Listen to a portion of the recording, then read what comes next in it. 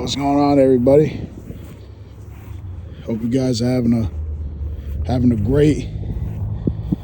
great start to the year. Out here in 2025 now. I'm out where I'm at. It's freezing cold, but there's nothing better than dealing with harshness, whether it be harsh weather or a harsh reality in life. Just kind of strengthen the body, strengthen the soul. I hope you guys are having a really good day. I hope God blesses you with grace, and I hope you guys are, asking for grace as well. And for the people that don't have it, as I always say, hope that God gives that to you, because you matter too. Now, what I wanted to get started on today was I just want to talk about how boxing's back now. It's been a real crazy turn of events the way things have went, and I just wanted to say, when you have something like the event we had a few days ago, the Ring event, the Ring magazine event, that was paid for by His Excellency Turki El-Sheikh, I think it's really safe to say that boxing's in a really safe spot, and that it's getting better, and it's coming back to the mainstream. Because that Ring event was like the Oscars, that was like the Grammys of boxing. So it was really good to see that become something more than just an announcement of who the fighter of the year was, boxer of the year, male fighter of the year, event of the year, which I believe Alexander Usyk won 3, if I'm not mistaken. I believe he won boxer of the year, male fighter of the year, if I'm not mistaken, and event of the year, which is the first fight he had with Fury since they fought twice in 2024. I think it's really a really good way to look at things and just kind of relish in the fact that boxing's coming back to a really good spot, and hopefully it continues to grow, because we really need it to grow right now. MMA has been doing really good. UFC, the organization, has been doing very good as well. And, it's really good to see boxing be back in that light. But what I will say is this. I think we need to go back to making boxing more accessible. I feel that it's been taken out of a lot of prisons, which for reasons I'm pretty sure are understandable. Most likely a lot of these privately ran prisons and prisons in general don't want boxing to be accessible due to the violence, even though there's violence regardless, and boxing could be a more productive way of putting that out. But I digress on that. But what I will say is, I think it's a really good idea to make it more accessible in ways of more boxing gyms. There's not a lot of boxing gyms left around nowadays. Boxing gyms have been stripped away completely from most major cities, and they've been stripped away completely from most neighborhoods in general. Even where I live, I'm in the field right now, but even where I live, there's not a lot of boxing gyms. There's probably maybe 2, maybe even 3. And they're not very open to accepting new coaches. They're not very open to, training people without them paying them. It's not very accessible anymore as it used to be. USA Boxing, great organization. I do find it somewhat unnecessary that you do have to pay money to become a trainer or become certified through them in order to compete as a trainer in USA Boxing matches, amateur matches. But you don't get anything in return for that. When I was becoming a trainer, when I was trying to become one, that was the only accessible way I seen becoming one, was through USA Boxing.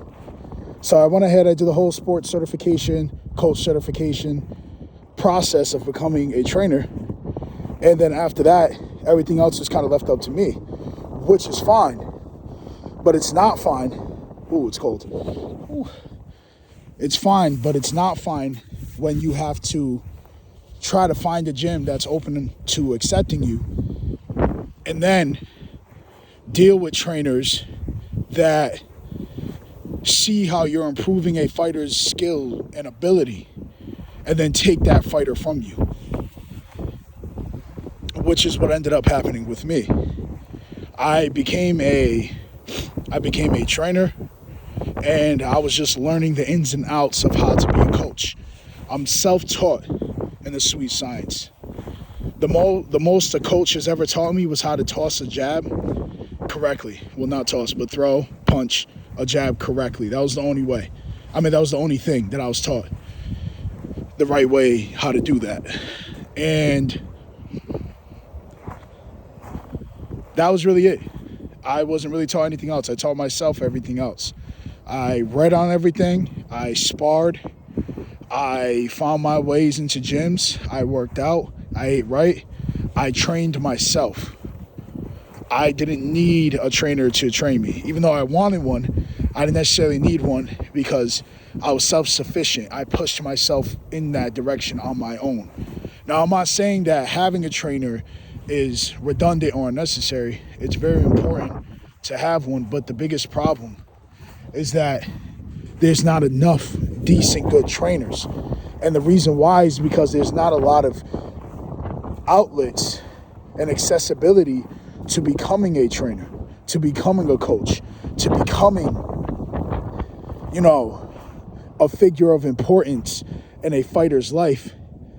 And, being that person they go to not just train, but to learn, teach. There's no sharpening of the skills. There's no a passing of the torch anymore. In a lot of things, there's no more, so to speak, there's no more apprenticeships anymore for coaches, for trainers. There's no more of that. And there needs to be.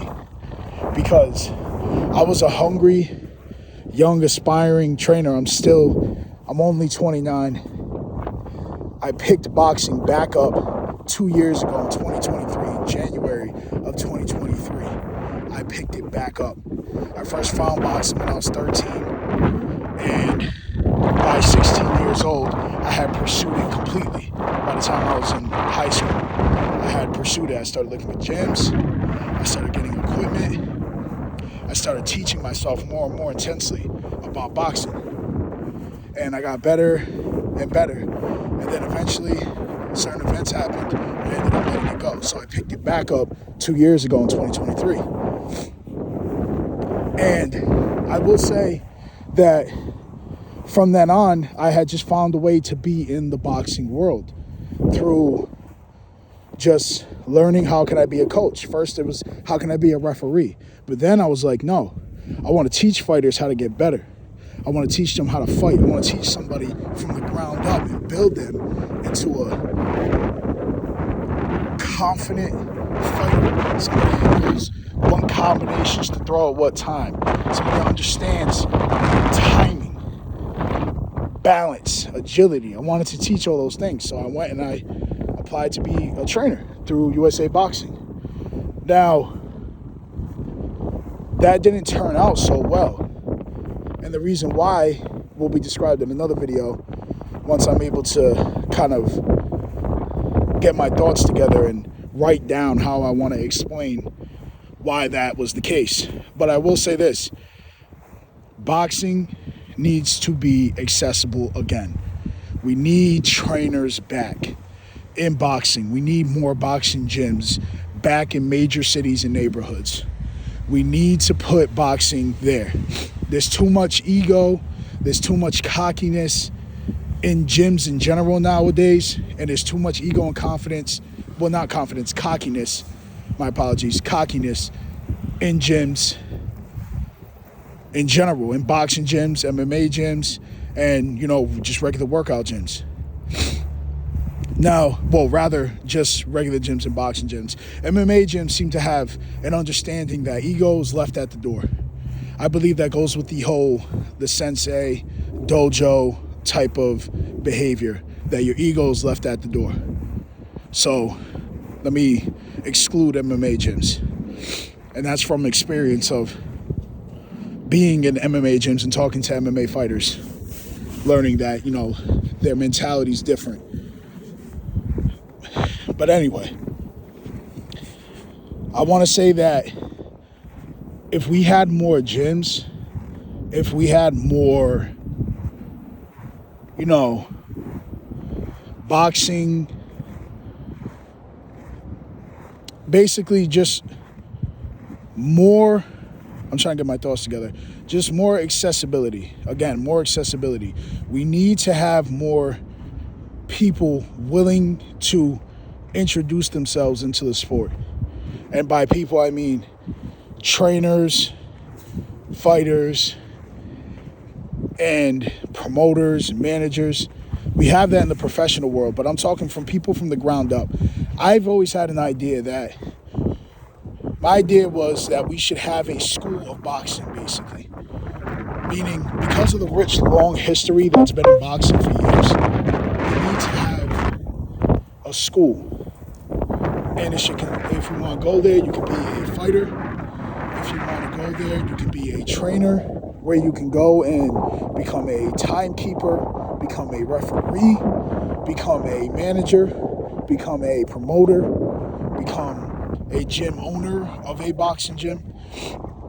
We should have more training on those type of things. There should be a school of that, where you can go and be those things if you so wish.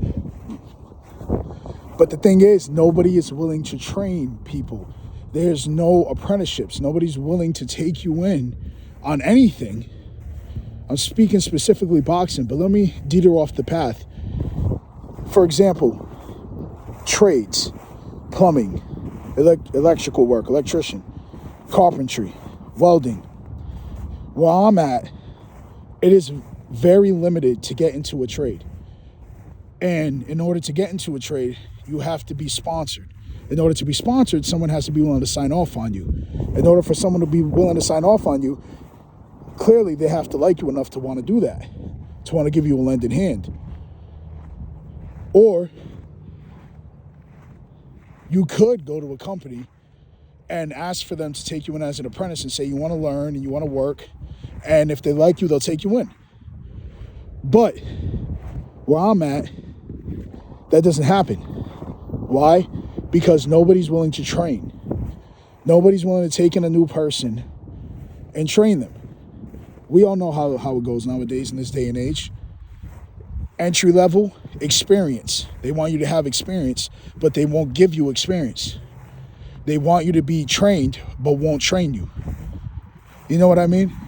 A lot of people are asking for experienced apprentices. That's not a real thing. That's not an apprentice. An apprentice is someone that learns by hand, that learns new from the ground up. That's the problem that we have with boxing. Nobody's willing to take in someone that's a trainer or wants to be a trainer and teach them the ropes. There's no more of that. That happened with Freddie Roach and Eddie Futch. Freddie Roach, trained by Eddie Futch, then began working at a call center that he hated, but he knew that it was more than enough to put food on the table for the time being. And then he would go to the gym where Eddie Futch was and began training fighters. Eddie Futch would need his help, and Freddie went ahead and he would go there every day and dedicate himself to being a trainer. And now look at him. He's one of the greatest, highest paid trainers in this day and age. Angelo Dundee, who was a trainer for Sugar Ray Leonard and Muhammad Ali. Not necessarily the main trainer for Sugar Ray Leonard and Muhammad Ali, but one of their cornermen nonetheless. He's a name that we know. I believe the real trainer for Ali was the same person that trained Sugar Ray Robinson. And I believe his name, it might have been Harry Wild. It might have been. I would have to, go research in my books and look it up to make sure. But I believe that's who it was. But anyway, I digress. Angelo Dundee worked with a friend of his, I believe, in a gym down in Florida. And he was basically an apprentice to this friend of his in boxing. And he got better and he got taught the ropes. He started out as a bucket man, basically. The guy that holds the bucket for you to spit your blood into, spit, your water into, so you can hydrate yourself after a round.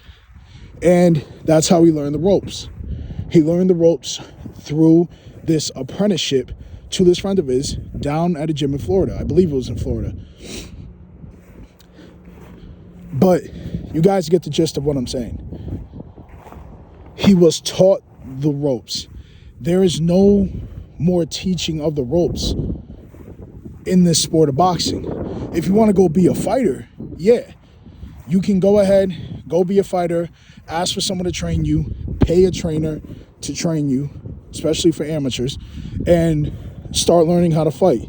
So there's a learning of the sport through that way. But there needs to be more gyms so more fighters can come through. But there also needs to be an openness to training people that want to be coaches. You got to show people how to do things. Everybody starts somewhere. Everybody starts somewhere. And it's just very, how do I say this? It's very fucked up that people don't train people anymore. People don't take the new guy, new girl in and show him or her the way things are done. And what really upsets me about this is there was a time about last year where I moved from where I moved to where I'm at now. And there was a gym that I had applied to. Well, not applied. I'm saying that like it's a job. That's another thing. That would be even better if you could apply to gyms through USA Boxing instead of just having to pay for a coach certification. It'd be nice if you could apply for gyms.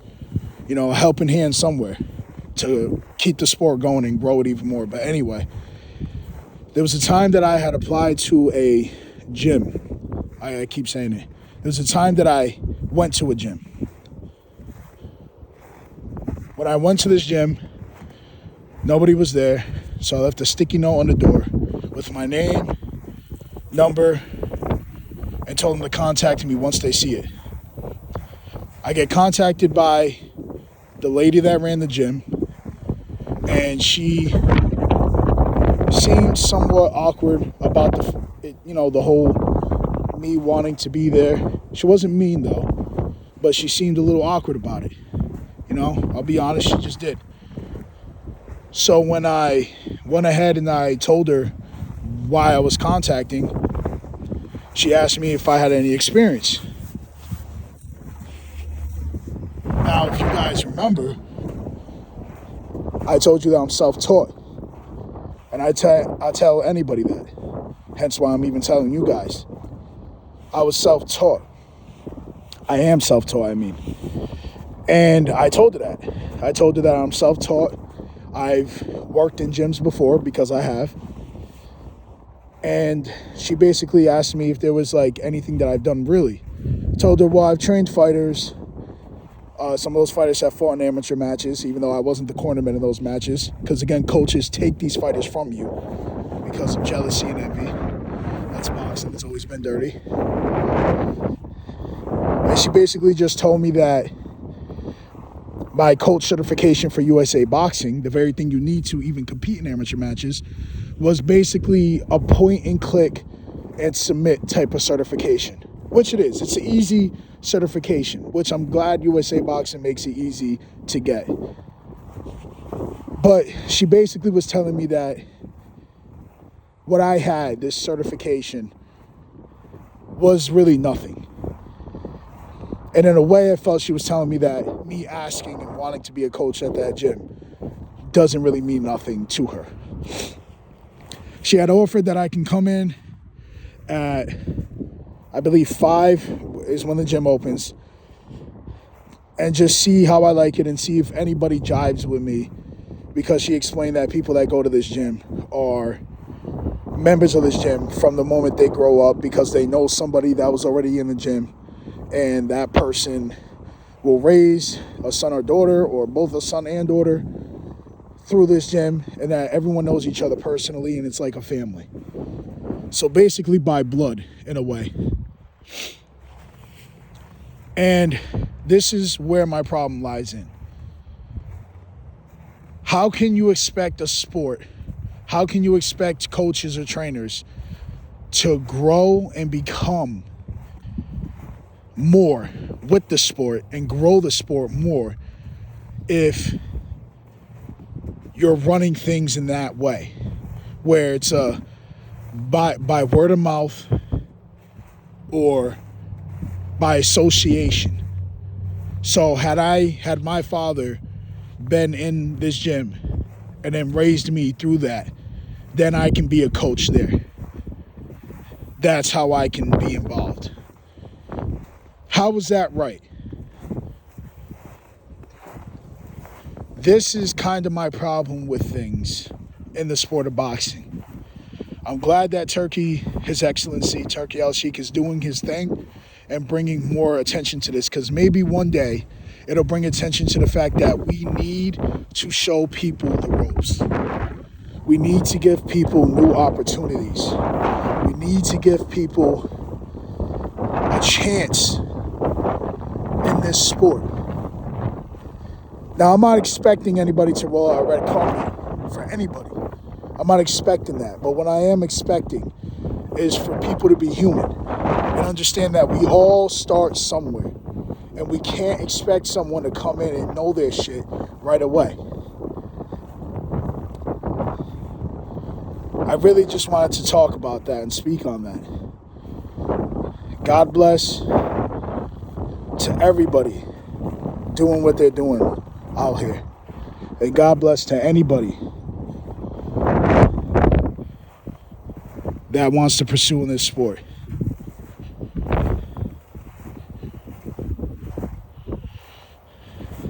I wish my best. I wish the best for you guys. And y'all here for me next time, man. Peace.